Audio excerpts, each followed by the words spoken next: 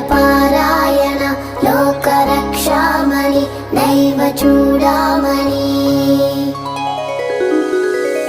పద్మిని వల్లభ వల్లకి గానలోల త్రిమూర్తి స్వరూప విరూపాక్ష నేత్ర మహాదివ్య గాత్ర అచింత్యావతార నిరాకార దీనా పరాకయ్య ఓ అయ్య దుర్ధాంత